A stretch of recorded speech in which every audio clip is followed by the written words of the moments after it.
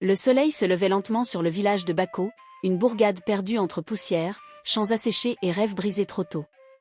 Au milieu de cette terre rouge où les saisons semblaient se suivre sans jamais changer, vivait Issa, un jeune homme de 22 ans qui portait sur ses épaules un poids beaucoup trop lourd pour son âge. Il n'avait ni richesse, ni soutien, ni espoir clair. Juste ses mains, son courage, et la pauvreté qui s'accrochait à lui comme une ombre inséparable. Chaque matin, Issa se levait avant le chant du coq pour aller au marché, là où il transportait des marchandises pour quelques pièces. Il rêvait d'études, d'aider sa mère malade, d'offrir une maison solide à ses deux petites sœurs qui dormaient sur une natte trouée. Mais ce qu'il gagnait le soir servait à peine à acheter une poignée de riz. Il vivait ainsi, jour après jour, avec le cœur lourd, mais l'esprit encore rempli d'un petit éclat de lumière qu'il essayait de protéger. Pourtant, cette lumière allait bientôt vaciller. Un soir, alors qu'il rentrait du marché sous un ciel sans lune, Issa croisa un homme assis près d'un vieux manguier. L'homme semblait l'attendre. Il portait un boubou noir, et son visage restait dans l'ombre, comme s'il refusait d'être vu par le monde. « Issa » dit-il d'une voix grave. Le jeune homme sursauta. Comment connaissait-il son nom? « Qui êtes-vous » demanda Issa, nerveux. L'homme sourit doucement. Un sourire trop calme, trop froid.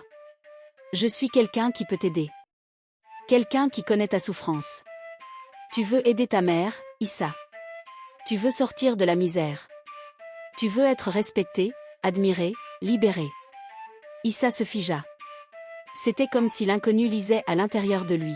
« Comment vous savez tout ça ?» L'homme se leva. Son boubou sembla absorber la lumière autour de lui, comme un trou noir. « Le monde a ses portes, Issa. Des portes qui ne sont visibles qu'à ceux qui sont prêts à les franchir. Je peux t'en ouvrir une. » Il fit un geste de la main. Une petite amulette noire apparut entre ses doigts. « Rejoins-nous, dit-il. Tu auras la richesse, l'honneur, la liberté. » Issa sentit son cœur battre plus fort. Il pensa à sa mère qui toussait chaque nuit. À ses sœurs qui n'avaient pas mangé depuis la veille. À son avenir qui semblait n'être qu'un désert sans fin. « Qui êtes-vous » répéta-t-il. L'homme répondit calmement, presque paisiblement. « Nous n'avons pas de nom. Nous sommes partout, mais personne ne nous voit. Nous connaissons les chemins de la richesse, et son prix. » Issa sentit un frisson courir le long de son dos. « Quel prix » L'homme inclina légèrement la tête. « Tu verras. » Puis il disparut dans l'ombre, laissant derrière lui l'amulette noire posée au pied du manguier. Issa resta là, seul. Le vent soufflait doucement, comme une mise en garde. Mais la faim, la misère, la douleur, parlaient plus fort que le vent. Le lendemain, rien n'allait. Sa mère tomba sérieusement malade. Le médecin du village demanda une somme qu'Issa n'avait même pas en rêve. Lorsque le soir arriva, il retourna sous le manguier, et prit l'amulette. Au moment exact où ses doigts touchèrent la pierre noire, le vent s'arrêta.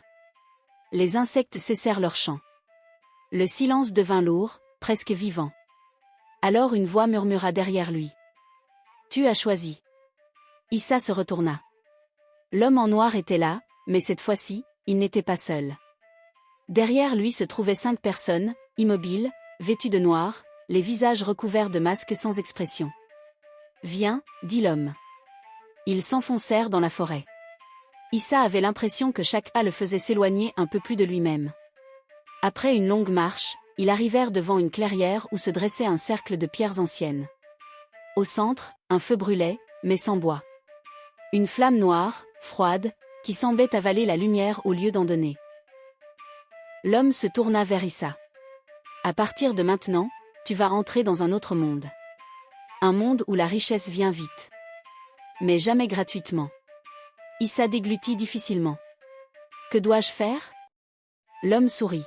« Donner ce que tu as de plus précieux. » Issa pensa à sa famille. À ses souvenirs. À son âme.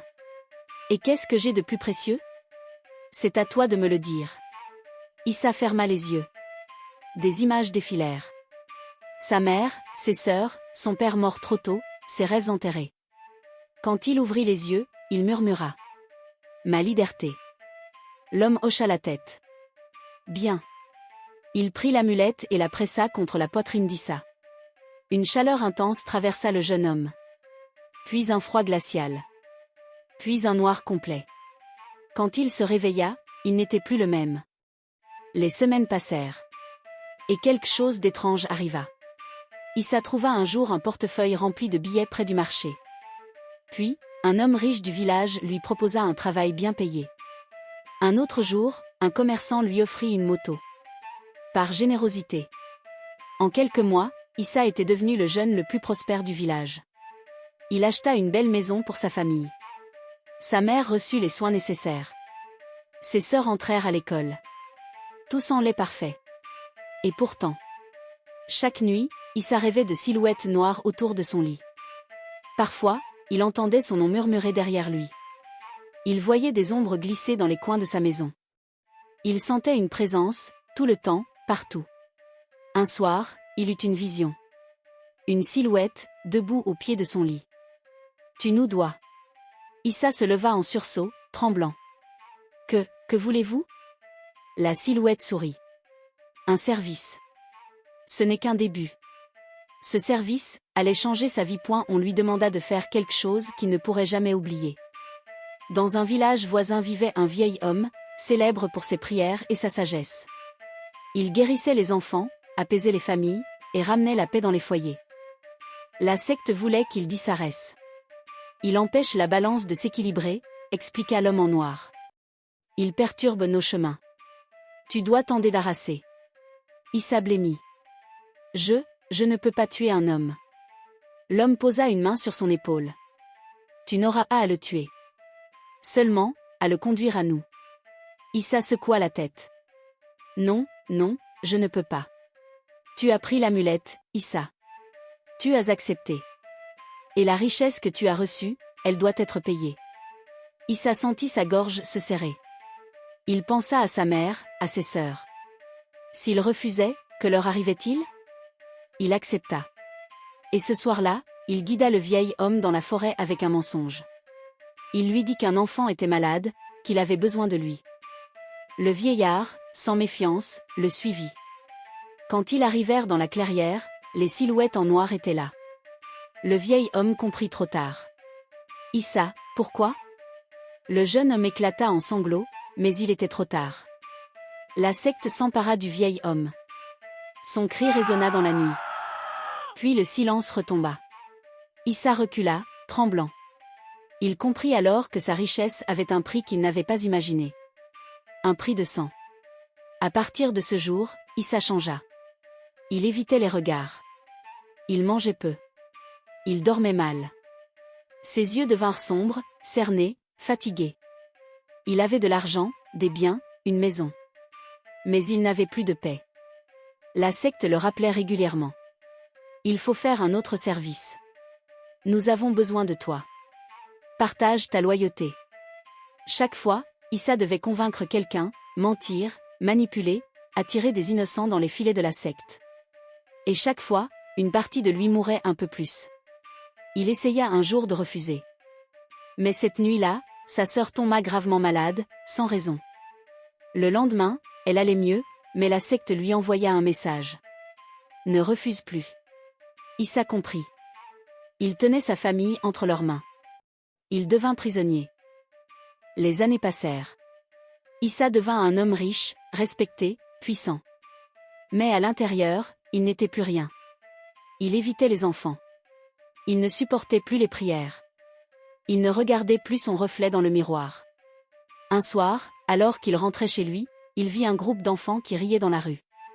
Il sentit son cœur se serrer. Lui aussi avait été un enfant. Un enfant qui rêvait juste de sauver sa famille. Pas de devenir un monstre. Cette nuit-là, il décida de rompre le pacte. Il retourna dans la forêt, dans la clairière. Le feu noir brûlait toujours. L'homme en noir l'attendait. « Tu veux partir » dit-il calmement. Issa hocha la tête. « Oui. Je veux être libre. J'ai assez donné. » L'homme sourit. Un sourire triste, presque compatissant. « Tu ne peux pas sortir de l'ombre, sans y laisser quelque chose. Prenez mon argent. Prenez tout. Mais laissez ma famille, laissez-moi partir. » L'homme secoua la tête. « Ce n'est pas ton argent que nous voulons. Issa sentit la peur monter. Qu'est-ce que vous voulez? Toi. Ta vie. Ton souffle. Ton âme. Issa recula. Non, non, L'homme reprit calmement. Tu as choisi de perdre ta liberté. Tu l'as donnée toi-même. Et maintenant, le contrat se termine. Les silhouettes en noir sortirent des ombres. Elles s'avançaient lentement. Issa comprit que c'était fini. Il ferma les yeux. Maman. Ewa. Sally. Pardonnez-moi. Il sentit une main froide se poser sur sa poitrine. Puis un noir complet. Le lendemain, les habitants du village retrouvèrent Issa étendu près de la forêt.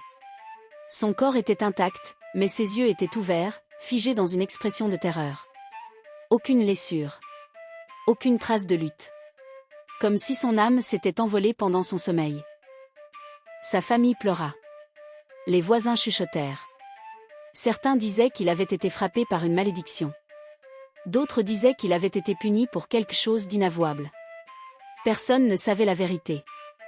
La secte, elle, avait disparu. Mais l'amulette noire restait posée sur sa poitrine. Un avertissement. Un témoignage. Une porte.